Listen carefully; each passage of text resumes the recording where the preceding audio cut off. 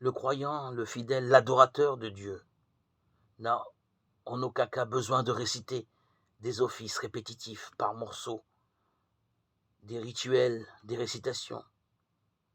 Il doit plutôt s'appliquer à la prière continuelle, cette prière silencieuse qui alterne avec le travail manuel, ou plutôt qui arrive à la longue à se mêler dans leur quotidien à tout ce qu'ils font.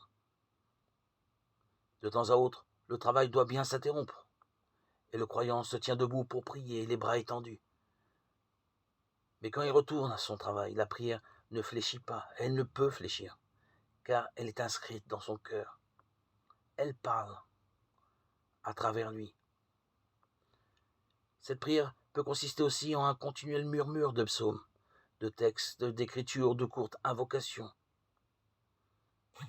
Quand nous sommes un peu occupés, nous pouvons invoquer le Seigneur et le supplier de nous délivrer du vieil homme, toujours présent, ou bien dire le Notre Père, ou les deux à la fois, retourner à notre travail, faire des prières silencieuses, qu'on soit dans le métro ou dans le train.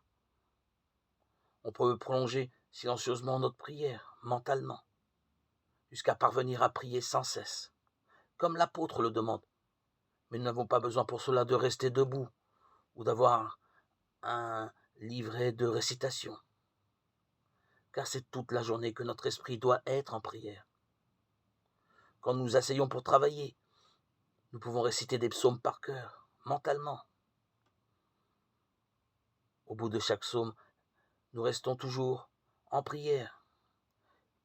Rajouter quelques mots comme « Dieu ait pitié de moi, je ne suis que misérable, je ne veux que faire ta volonté ». Même si nos pensées reprennent le dessus, nous pouvons toujours reprendre nous-mêmes par la prière en demandant, en murmurant au Seigneur « Je suis à l'étroit, c'est difficile de te parler, mais viens quand même à mon aide ». Recevoir le don de la prière ininterrompue est l'unique aspiration du croyant. C'est pourquoi il ne peut se contenter de la prière instituée, liturgique. Dans son cœur, la liturgie intérieure ne peut jamais s'arrêter.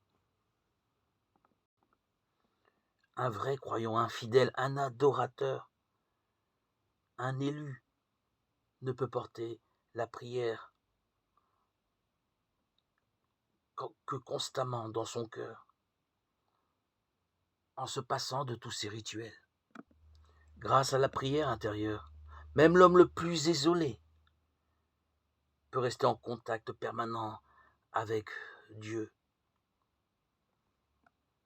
Sa solitude est toujours peuplée.